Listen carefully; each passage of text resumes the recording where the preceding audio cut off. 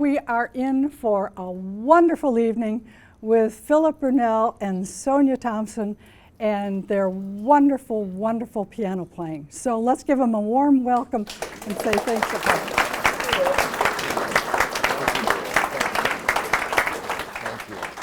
Thank you. So Sonja and I have done a number of concerts together, and you know, there are some certain things about piano for hand. When you've got just the one keyboard and you are together, it helps if you like each other. This is a start, believe me. You do want that. And then if you do like each other, then it begins like, let's make this work. You know, the whole idea of piano for hand is something that really started in the 1800s. Back before we had things like recordings available. So a symphony might play a piece of music if with an orchestra, but then if people wanted to hear it after that, there was no way. If they weren't at the concert, it was gone. So the composers and arrangers started taking symphony music and arranging it for four hands at the piano because it sounded bigger than just two hands. And they began that. And so you can find still, like all the symphonies of Mozart, Brahms, Haydn, all of them are available for piano four hands. But then as we get into the next century, then people were starting to compose pieces that were going to be individually written for piano four hands that hadn't existed that way. And so tonight's program is a combination of both. Some of the music is going to be music from arrangements, as the opening piece is, and then others are going to be pieces that we will find that are brand new. Now, one of the things about this first piece is, as I said, of course, we have to be friends, but we also have to share notes. And so it's like, get your hand off that note. I'm about to play it. So we have to kind of mark. And then the next thing is, who is going to pedal? I mean, you know, but that's pretty easy. We pretty much decide it's the person on the left. So when Sonja's down there, she'll pedal. When I'm down there, I'll pedal. We can go from that. So why don't you tell them what we're opening with tonight? We'll open with one of Bill's and my favorite pieces, actually, Holberg Suite by Edvard Grieg. And we're kind of doing a little bit of a theme of across the few nationalist composers. We're going to feature some Grieg, we'll feature some Dvorak, and we'll talk about that in a moment, and we'll feature some Satie. They were all born about the same time, and then there's a couple other little goodies thrown in just for good measure. But the Holberg Suite originated as a piano solo piece. Then it was put into a chamber music version, and somebody got the great idea of arranging it for four hands at the piano. And I think we have 5 movements. And I know it's probably a familiar piece for you, but I thought since I'm the girl from Norway, we're going to start the concert with Norwegian. But we'll end with the French, since that's me. Right, okay, all right. 2, 3.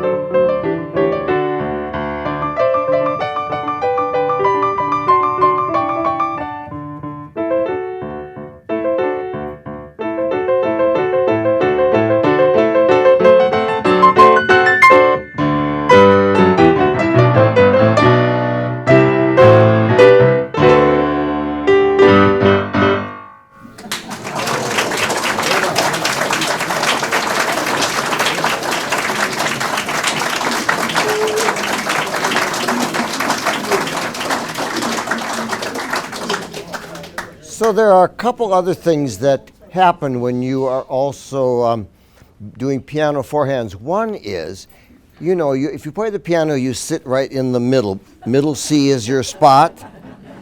No, piano forehands, you're off to one side or the other.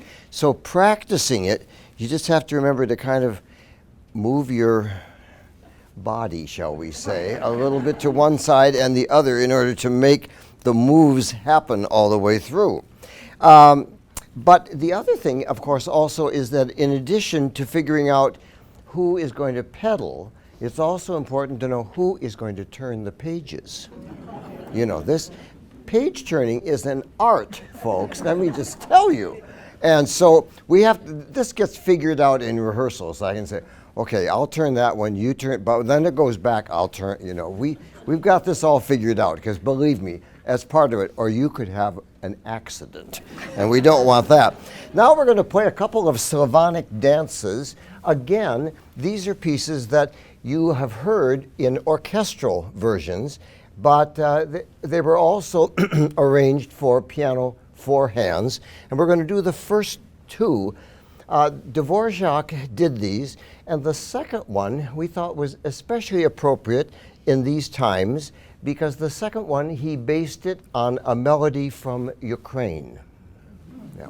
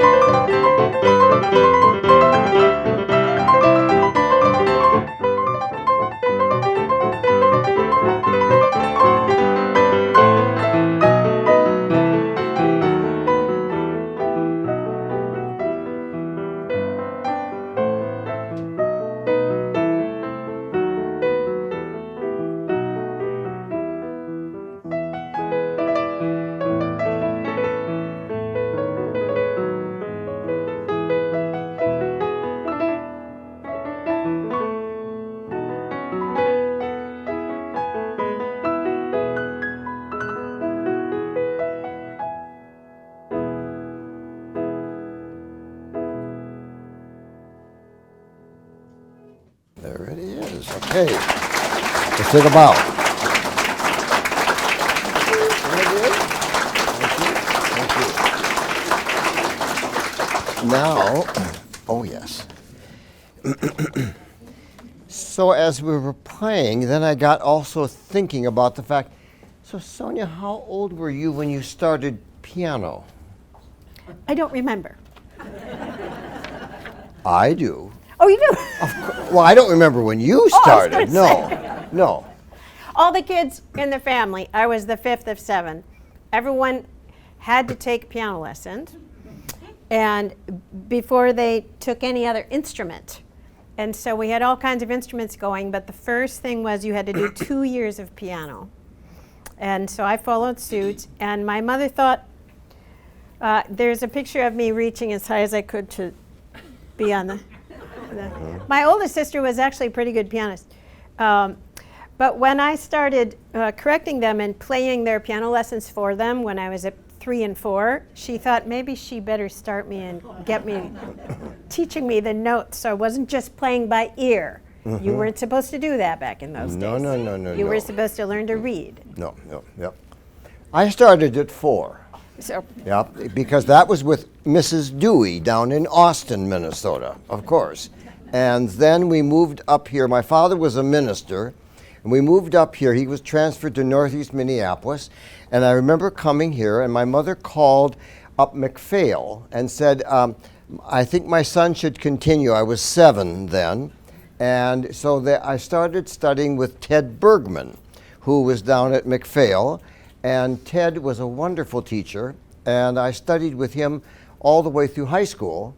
And then when I went to the university, then I was with Paul Freed, and then we just kind of keep on from there. I have 3 children, and I insisted they all had to take piano for several years. And I said, at the end of, I think we said 3 years maybe, at the end of 3 years, you can stop. Well, my oldest son was like, oh, I don't want to do this. I said, hey, it's like learning geography or math. You have to do it. It's just a fact. So the day 3 years was up, he was done. He switched to drums, and that was it. The second boy has never stopped, And our daughter then switched to violin, but she hasn't kept that up. But anyway, so, they've all kind of done their thing. So now we're going to move from over in Europe to the USA. And if you would talk a little bit about what's happening here. So you might have heard of a man named Hans Christian Andersen. No. It was kind of a funny, I'm not sure how we found this out, but there are the, Edward McDowell was inspired by a work of sort of fairy tales or aventures that H.C. Andersen wrote. And they are titled What the Moon Saw. That's in English. I don't know what it is. We'll have to ask Bill what it is in Danish or Dano-Norwegian. But there are actually 32 very short tales, and then there's an introduction. Let's just do one. Aww. Rather than 32 of them. Right. But it's all told from the moon's point of view, and they're utterly delightful. I've read many of them now, maybe not all 32 of them, but we're going to play the first from this set. They're very short, and they have titles like there's one about some bears that visit the children who are playing in their home. There's one about a stork because the little children are, their mom's expecting a baby and the moon is watching all of these. Well, the first one starts in India and is entitled The Hindu Maiden. And she is out, apparently her lover has gone maybe to war or something like that, and she lights a candle and the moon is watching and narrating the tale. She gets down by the body of water and she puts her lamp in the water so it floats there, and she says, well, as long as it's floating and not going out, I know my lover's alive. And so this is the tale that we are going to tell on the piano, thanks to Edward McDowell. I will be pedaling. And I shall be turning. And you shall be turning, right.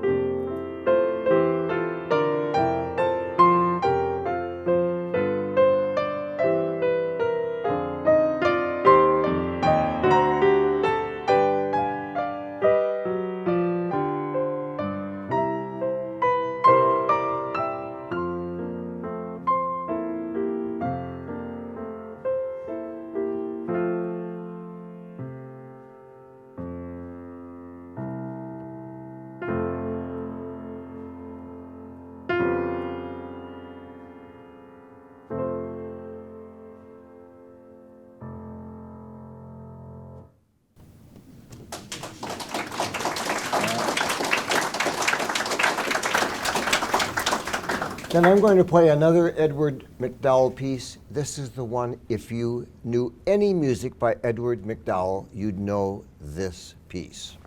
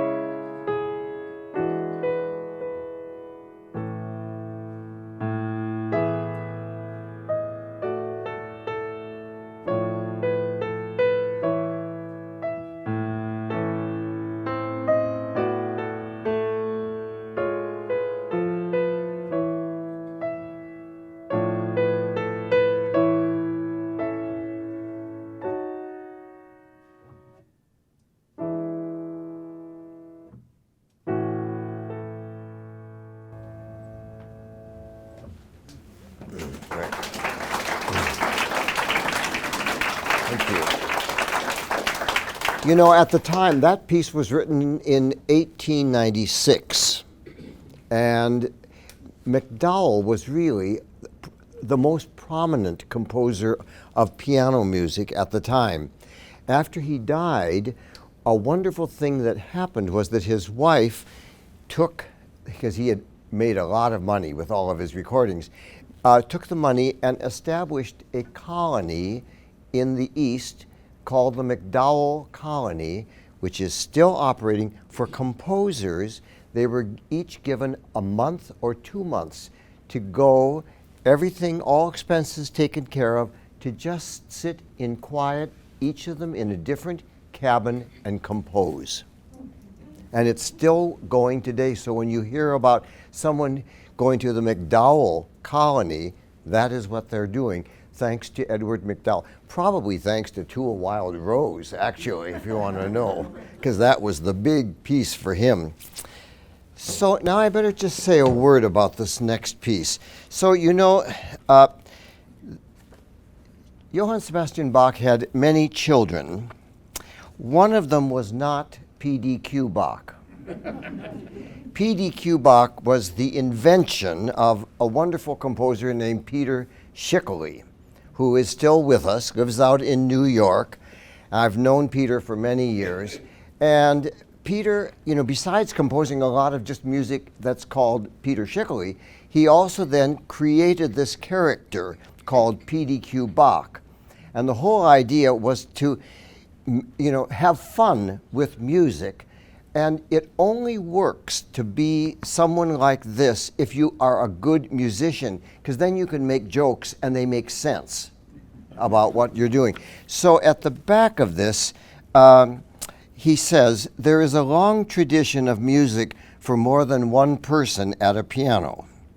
Much of it was written for piano four hands, but he felt that perhaps young Mozart, when writing four-hand music, he played it with a girl, designing the parts for the inner hands, because they kind of crossed over each other. Yeah, it's true, it's true. And so, however, he said, what Mozart did can't hold a candle to what P.D.Q. Bach did when he wrote his Sonata Inamorata, written for the purposes of seduction. He boasted to a friend that he had constructed the second movement, which is the movement we will play, in such a way as to make the desirable inevitable. In addition to its philosophical modernity, the work has historical interest in it. It's the only piece of music known to have been commissioned by Casanova. We do not know about whom P.D.Q. Bach had his sights on when he wrote this work. Indeed, he may have used it on any woman who could sit down at a piano with him. What is known, and then the first performance was done in December of 1987, and he said the performance was in the able quivering and four hands of Peter Schickele and a woman named Virginia Lum. So this piece is unusual. He always gave tempo markings, and you know, normally you'd have things like andante or con moto. Well, this one is andante con cosita. Right. So here is the second movement of the Sonata Inamorata. They each had a number, you know, like Mozart's are all Kirschel numbers, etc. His are all Schickele numbers, and this one is called Schickele 1+1. Just a note to the ladies. Oh, excuse me. Yes. We're doing the women's lib version, so I'm occupying the male's chair, and you will soon find out why. 2 and 3.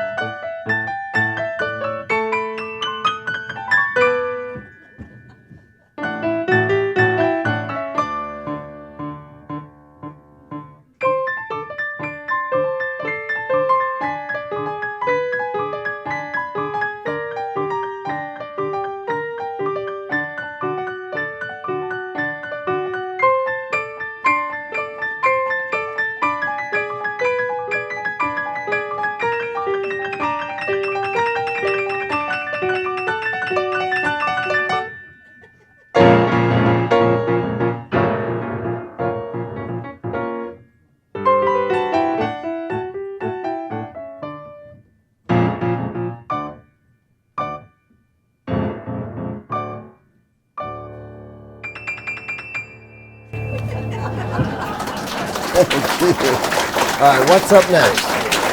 David. Oh, yeah. Okay. I guess that's how, yeah. You want to, oh, I'm going to read that. So here, yes, I have it here.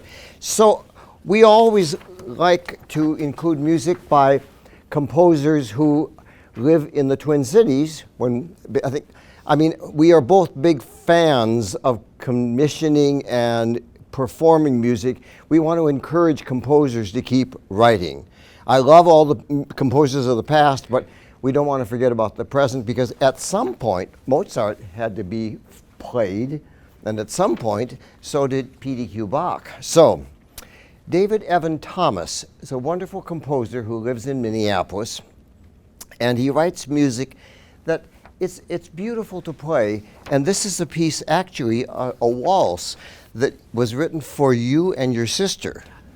Me and my friend Karen Becker, a duet partner with whom I went to graduate school at Juilliard, and we have kept in touch, and we often play four hands or two pianos together.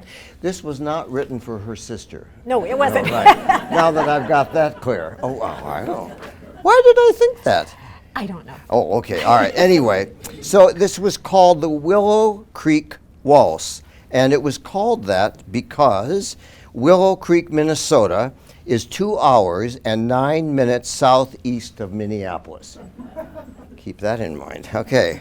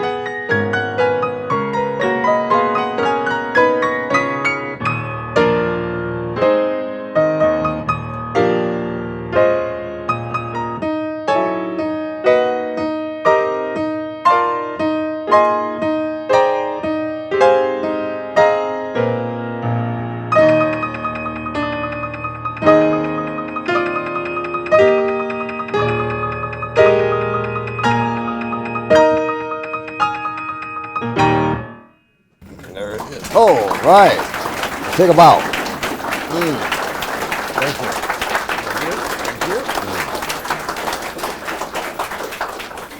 you. Now it's yours. You want to blab about Seti? It's you. You want. So, Eric Satie was this unusual man, French composer, very influential because of the music he did, which was very kind of dreamy about. And the piece that you're going to hear that Sonja is going to play is very much that kind of idea, a small little theme kind of repeated over. It's the kind of music you want to have when you're trying to go to sleep. And it just kind of, oh yeah, okay, there it is. It kind of goes on and on. He was also bizarre in that, well, maybe you won't think it's bizarre. When he died and they went to clean out his apartment, they found 120 umbrellas. I find that a little strange myself. Maybe you don't. But anyway, yes, there were 120. Did you know that? And they were all black. Yes, they were all black. Yeah, right. Anyway, we won't go into that further right now. But instead, she's going to play this wonderful piece of Eric Satie, probably one of his best known, and you'll see why.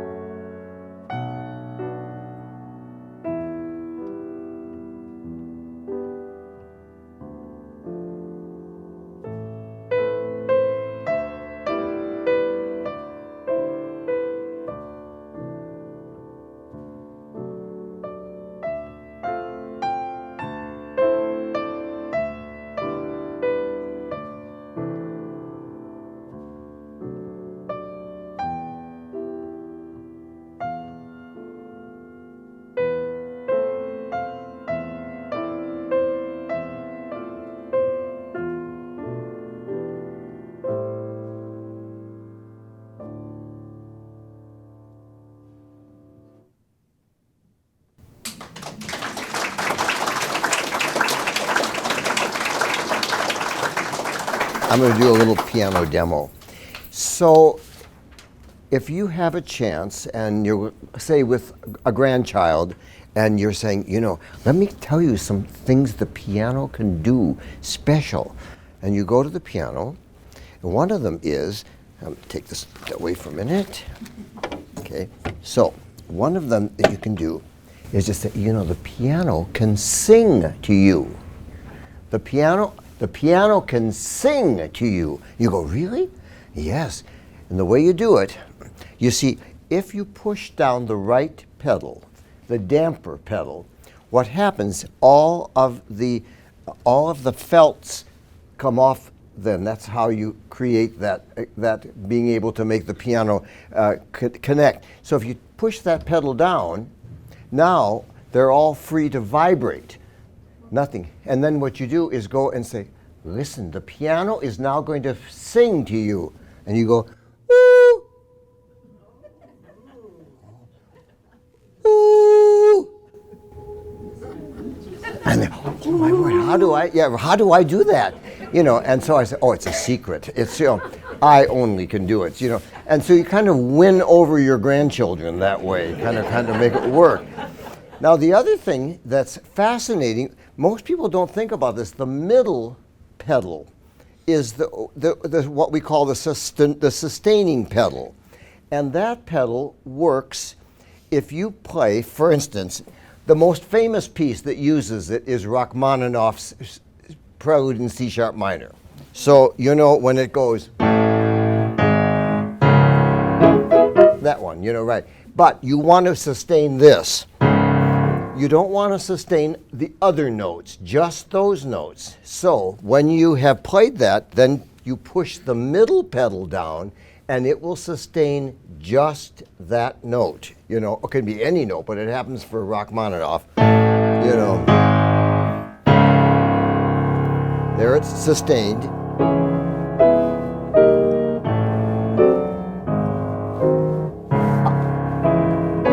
And so you'll keep doing it. So it's just a little, if you need this, this is called piano information for you, right, that you need to know. So you have all these wonderful little things. And then last of all, if you say, I would really like the piano to be a harp. Oh, simple.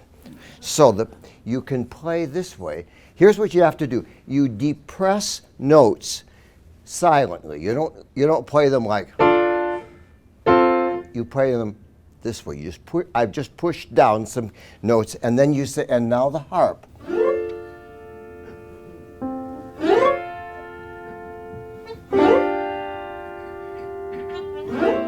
And then if you want, you push down that right pedal, and then you can have all of them going. You can do, you know, oh yeah, you can just fool people all the time with stuff like this. And there was an American composer named Henry Cowell, who wrote all kinds of pieces basically with your hands inside the keys, like that. It does help if it's dusted, just so you know, to make that work. But yes, but we're not going to do that tonight. No, we're going to play an encore. We are. We're going to play our encore now. Right, all right. Yeah. I'm over here. I don't think you noticed earlier while we were doing the Slavonic dances, probably, there were folks in the back of the room dancing. Oh, excellent. Yeah, right. Great. So just to let you know. And so we're going to stay with Satie, since Mr. Umbrellas, and we're going to do his high society can-can. So, you know, again, if you need to feel that you have to arise and do the can-can, it's up to you, but it kind of moves along. It's another bizarre piece, but then it's Satie. 1, 2, dum.